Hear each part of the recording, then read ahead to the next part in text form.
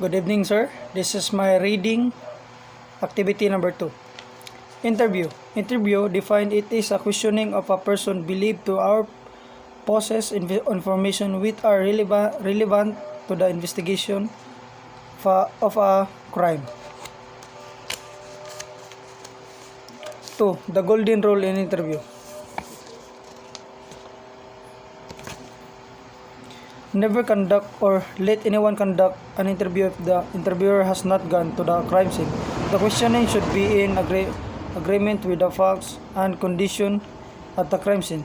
The questioning will lead wayward for an interview who had not seen personally the crime scene, and he will not be in position to distinguish half-trust, exaggeration, or falsehood from the answer. 3. Qualities of a good interviewer. A. Rapport defined. It is a relation between the interviewer and the interviewee which does conduct to a fruitful result. It is a winning confidence of a person being interviewed in order that he will tell all the information in his possession. The interviewer must be an respectable civilian attire because most often of the majority of the people, the police uniform is a barrier or establishing good rapport. To many uniforms in intimidating. B. Forceful personality. The appearance of the interviewer and the other qualities such as skills of communication, techniques, or the force of his language are the mainstays of the strength of his character. He must be understanding, sympathetic, and without showing official arrogance, vulgarity, or expressions and an air of superiority. C. Knowledge of human behavior. This will help the interviewer to determine the personality of intelligence of his subject. He must go down up to the level understanding of his particular subject. D. Conversational tone of voice. His tone of voice must be conversational, not confrontational as in interrogation. A. Common interest. His preliminary and probing questions should be aimed to establish common interest between him and the subject. F. Acting qualities. He must possess the qualities an actor, salesman, and psychologist and know how to use the power of persuasion. J. Humility. He must be courteous, sympathetic, and humble, ready to apologize for the inconvenience of the interview. Cognitive interview defined. It is a form of technique in the conduct of interview upon willing and cooperative witnesses, where they are given to the full opportunity to narrate their accounts without interruption, and interference from the interviewer. After the subject has finished his narration, the investigator now subject him to the style of direct examination and cross-examination to clarify unexplained portions to arrive to a vivid and complete picture of his testimony. 5. Reason why witness refuse to talk and testify. A fear of reprisal. The fear of reprisal is always entertained by witnesses who lack the courage to face the suspect, his associates, or relatives. This is natural, especially those who have no means to protect themselves or no influential person for them to rely on. His prevalent among the generally underprivileged sector to our society. The investigator must remove these fears from the mind of his witnesses, either by offering protection or by the explanation that unless the suspect is not put behind bars, the fears will not disappear. B. Great inconvenience. On the part of those of hands-to-mouth existence, there is the real inconvenience which will deprive them of time to earn from their living, especially during the ordeal of testifying during the trial. To those unemployed, the inconvenience is greater dose. The investigator must sincerely help them through his contact the business community. C. Hatred against the police. The hatred may be due to the previous of bad experience with drug members of the police organization. The investigation must show the difference between him and the drug policeman, be honest and sincere entertainment of the complaint against the drug cops. He must explain that these scalawags represent only a small percentage of a whole organization and the police leadership is addressing to the situation properly. D. Bias of the witness. The witness may be an acquaintance, friend, helper, or benefactor of the suspect. All of these and other relationship of the witness to the suspect must be explored so that an intelligent approach is properly applied. A. Avoidance of publicity. There are witnesses who are shy and they shun publicity that will bring discomfort to their ordinary or obscure way of living. The investigator must hide these witnesses away from reporters. F. Family restriction. Some famous and respected families preserve their reputation by instilling to their members the need of the approval of their elder or no matter affecting their families. The investigator must talk to the elders from their approval for a member testify. G. Bigotry. Religious or racial, tribal, or ethnic indifference. Cultist indoctrination. Some cults are religious denomination exercise religious or moral influence on the decision of witnesses to testify. It would be more apparent when the witness and the suspect belong to the same cults. The investigator must use the tenet of religion, which is truth, to the religious leadership to allow their members to tell the truth and give the required testimonial evidence. This is prevailing in our society even the point of career advancement. 6. Common technique applicable to the foregoing reasons. Many of these witnesses want that they will not be utilized as form witness but to remain anonymous. The investigator must initially agree that the testimony be given the sort of confidentially. After the full disclosure of the information, the investigator when pursues these witnesses to be utilized as formal witnesses, especially when there is necessity of the testimonial evidence. 7. The stage of handling the interview. A.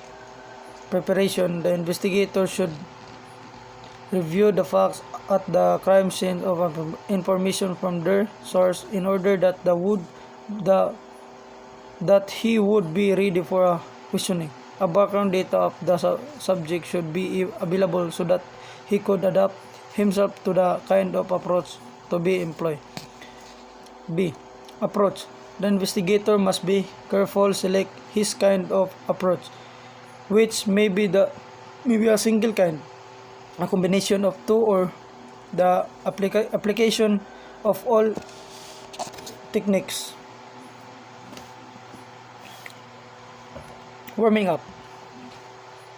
This is done by preliminary or exploratory question to clear the atmosphere, promote a conducive ground for cordiality, respect, and trust for each other. D. Cognitive interview. The subject now is asked to narrate his account without intervention, or interference. It is only after the completion of uninterrupted narration that the investigator begins his direct cross-examination. 8. Roles in questioning. 1. Questioning at a time. Multiple, complex, and legalistic questions should be avoided. One question at a time is desired. B. Avoid implied answers. The nod of the head or any other body language as a response to the question should be avoided. The answer must be oral, clear, explicit, and responsive to the question. Simplicity of questions.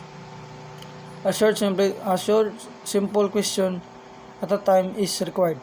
If the answer needs qualification, then it should be allowed. Avoid legalistic questions such as who is the murderer or who are in conspiracy with the suspect.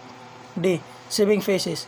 Embracing question of the subject on matters of exaggeration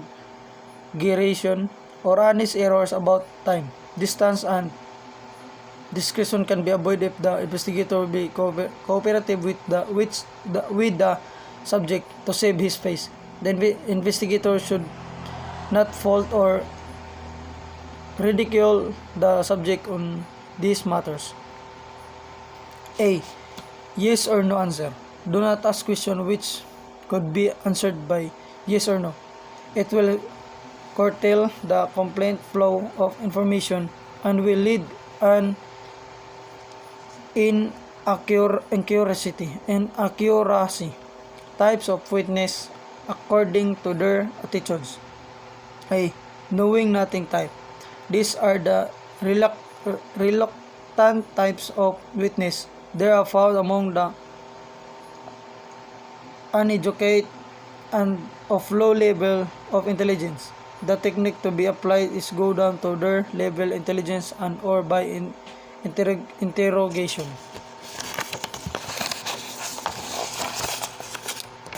Disinterest type.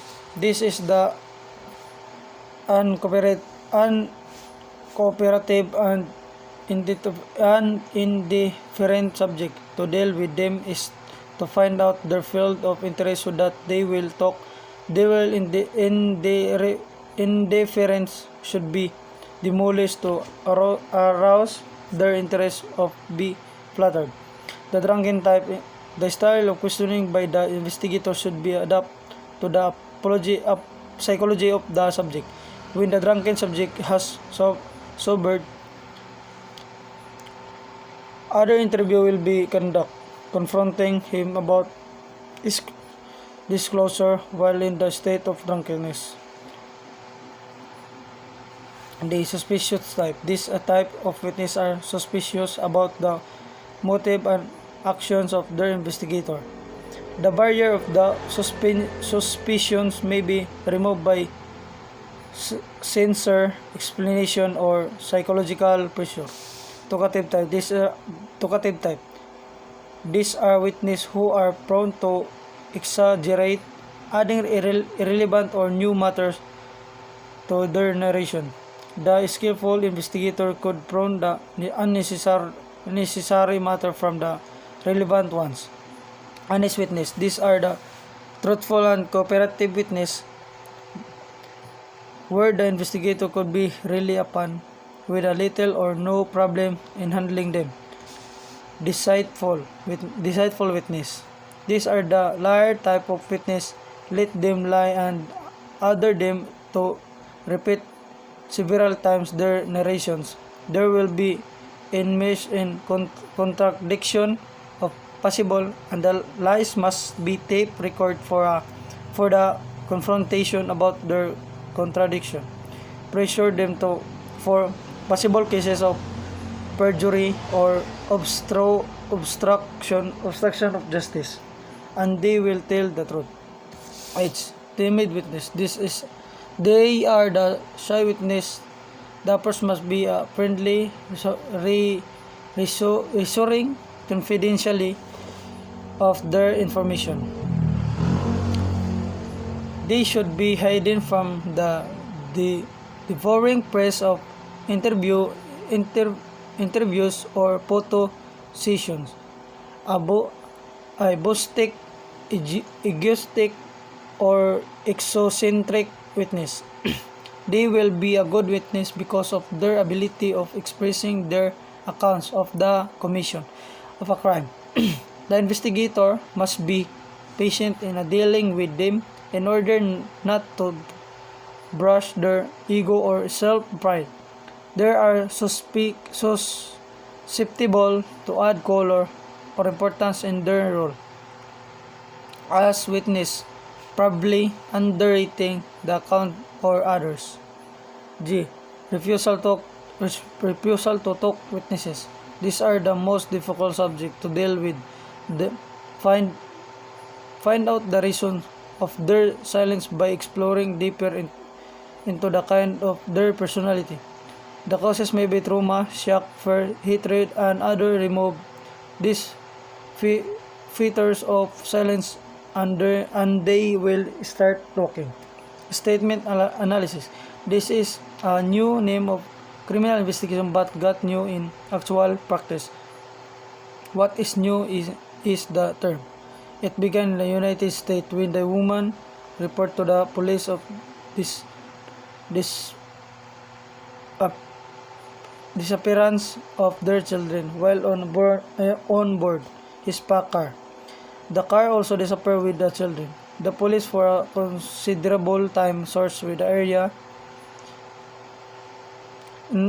interview scores of witnesses who claim to have seen nothing. A police expert carefully analyzed a videotape recording of the woman who went to the TV station to appeal for his children.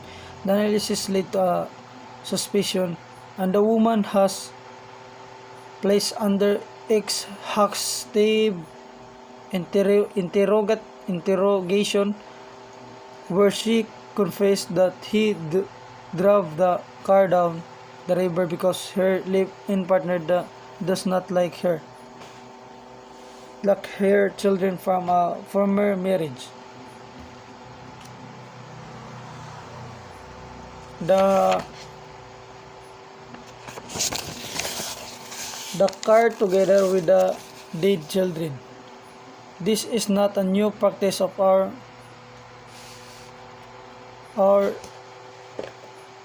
jurisdiction. Every complaint is testimonies of witnesses are subject to the crucible of truth. Let the investigator will be an ignorant and unmindful weapon of deception.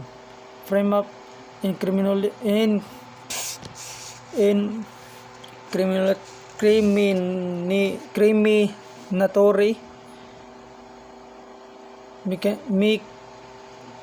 machination against the innocent. Utmost care must be exercised before concluding the culpability of the suspect. 11. Compliance and testimonies be reduced to writing. A compliance and testimonies shall be reduced into writing in the form of questions and answers. Never use a affidavit from even in the testimonies of apprehending officers. This is affidavit form is frowned upon by our courts, especially when there will be a variance between the affidavit and witness stand account. The court even went to the extent that what is truth in the witness stand account because the answer in the affidavit has not from the witness but from the police investigator who prepared the affidavit. B. Information. Define an information is any person who furnishes the police an information relevant to a criminal case about the activities of criminal or syndicates. The information may be openly give the information of offer himself to be a witness. The other kind is the one who furnishes the policeman in information so surreptitiously and opts to remain anonymous. 2. Confidential information. Defined. He is a person who provides the policeman with confidential information concerning a past crime or a project and plan crime. He does not want to be identified as the source of the information. Under the law, their information are protected, and their identity could not be revealed by the police even under the order of the court unless an exceptional case where there is a claim of the defense that the information from the accused. 3. The type of information. A. Anonymous information. He may be anonymous phone caller, letter writer, or a text sender. Never tell the information that the investigator already knows in the information. The duty is to receive the information, not to reveal any other information to the caller about facts already known. B. Rival elimination information. This kind mostly maintains being anonymous. His purpose is to eliminate the rival persons or gang due to competition, or other motives such as revenge, etc. C. False informant usually reveals information of no consequence, value, or stuff connected with thin air. His purpose is to appear to be on a side of law and throwing out the suspicion from himself or from his gang or associates. D.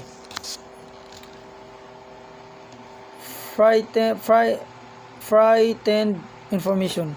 He is prodded by fear or self-interest in giving information to the police. He may be one of the lesser gang member who runs to the police when his gang mates about to be involved in a dangerous situation, or when the gang is hot on the police trail. He is motivated by anxiety and self-preservation of his well-being, and will furnish the information to protect himself and as a means is sustaining his feeling of self-importance. This type is the weakness link in the composition of the criminal chain. A. Self-aggrandizing information. This kind of informant moves around the centers of criminal group of syndicate and delights in surprising the police about bites of information. His information may be of a value way of authentic. Human information should be feel associate of the criminal who was rugged up, marginalized, and the deal or being isn't out for the group. Care must be given to his kind of information because women give skill and that are most dangerous than men. They often give free romance that will in result blackmailing. Investigator will be result and his extended family of support.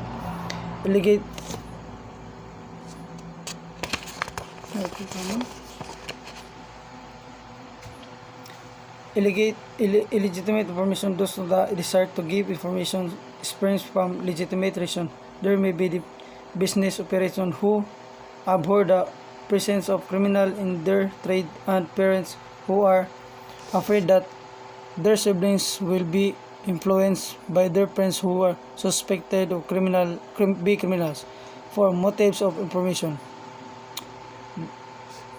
Vanity. The most of his aggrandizement by gaining favorite extension and importance by the police.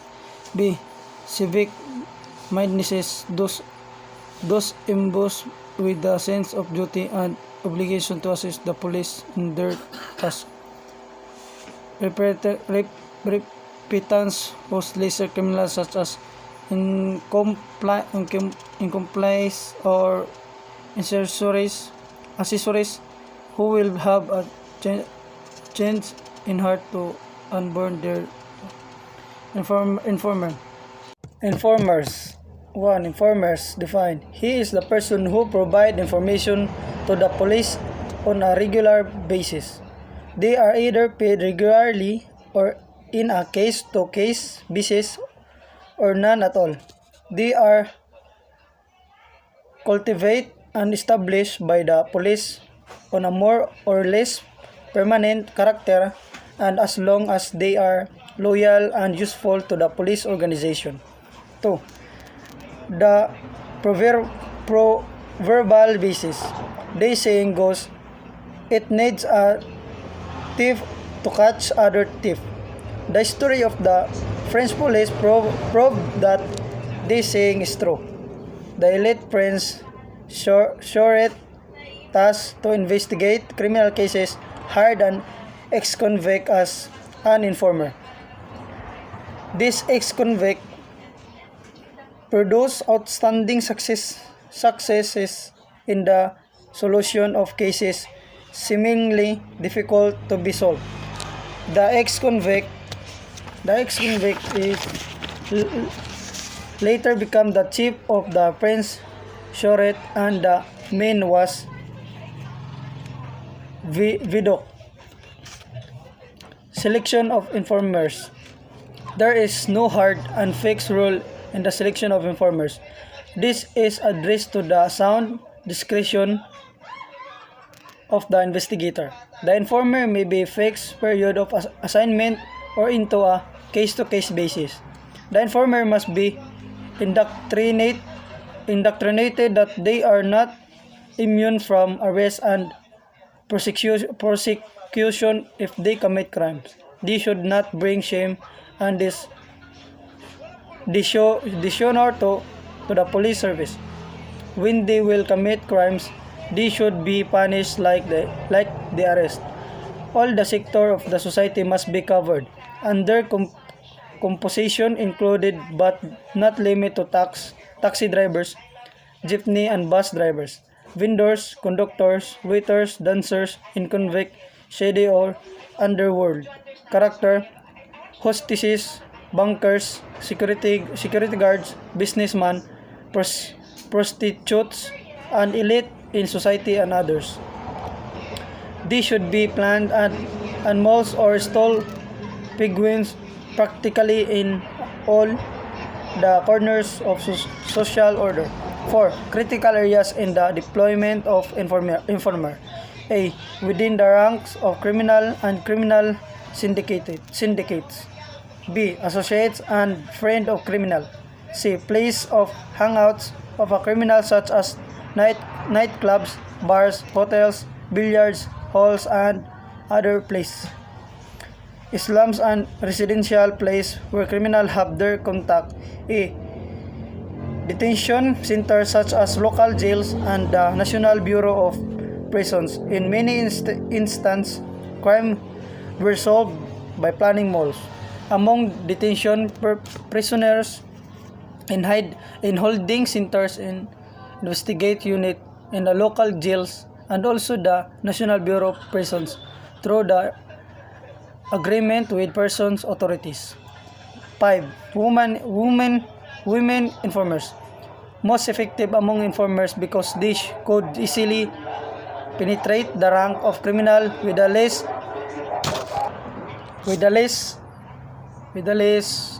suspicions. Besides, they could mingle with the crowd easily and could obtain information more than their male counterparts. Especially if their beauty attracts attention, they have easier access to women associates of male criminals. However, care should be employed as they could easily double-cross the police once they fall in love with the criminals. 6. Dual role of the informers. A. Identifying and tracing the whereabouts of the suspects. B. Gathering of information that will lead to the location and recovery of the evidence such as lot or other pieces of evidence relevant to criminal activities. D. Other sources.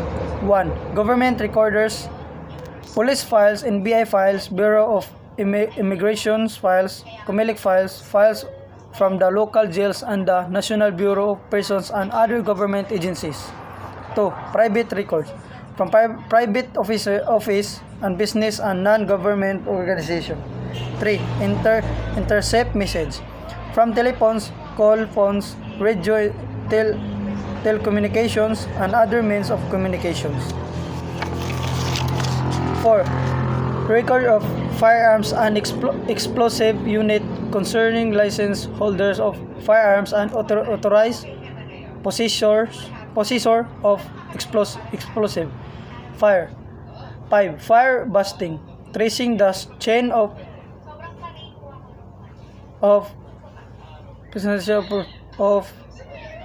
possessions of firearm from the manufacturer, distributor, seller, and to the last possessor. This could done through the file of NBI and other U.S. police agencies. 6. Record of foreign and local manufacturers of vehicles concerning the engine and chassis, number of suspect vehicle used in the commission of crimes or are the subject or kidnapping. 7. The storage data on computers and cell phones. Only expert to be employed to retrieve this stored data. Role of computer evidence. A. When the computer is off at the time arrival, do not turn if on. B. When it is on, do not turn it off, nor touch the mouse or keyboard. The unplugging of the computer, whether is on or off, should be done by pulling out the cable directly from the back of the central processing unit. The unplugged cable should be marked in the same marking corresponding to socket from where the cable was unplugged. A. The computer should be carefully handed back for transport to the police station. Only computer forensic experts should be searched for any information of evidence containing in the hardware. G. The computer hardware should be duplicated by the expert and the original should be kept by the evidence custodian for future court presentation. Search and analysis must be undertaken using the image disk.